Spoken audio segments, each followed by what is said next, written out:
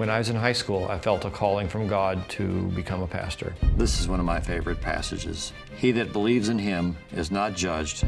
Bob's been a pastor since 1982, and he also has been selling insurance. We have all sinned, but we are not condemned if we believe in Jesus as our Savior. I've been married to my wife, Vicki, for almost 35 years. In December of 2014, Bob got involved with a call girl. I was living a double life. Bob said that he went on an escort website to offer to sell insurance. I figured escorts wouldn't know much about life and disability insurance, and so I was offering some free tips. One woman did respond, and eventually she asked if I could meet with her. Her picture on the website made her look very attractive. The picture she had was a situation where she was in a pose of, where she looked very attractive, and she was like this, you know, and just kind of looking back. Her body shape was somewhat rounded. It looked like she was wearing like a bikini.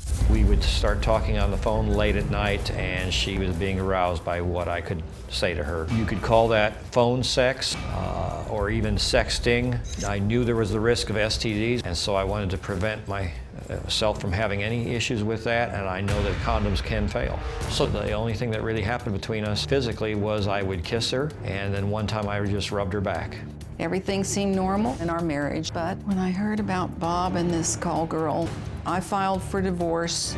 I had mixed feelings, but I truly had fallen in love with this woman. So that's what prevailed, and I was believing everything she told me.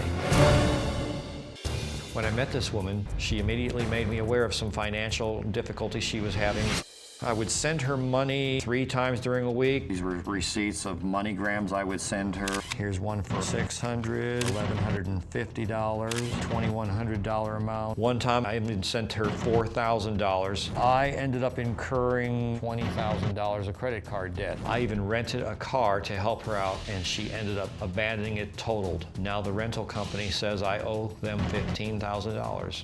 I had a joint savings account. I used almost all of that for this woman, and I also used a lot of money from our joint checking account. One of the biggest financial mistakes I made for her was I was called to pay bail. When she didn't show up in court, I ended up having to pay $9,600 plus an extra $300. I had to cash in an IRA account to pay this off.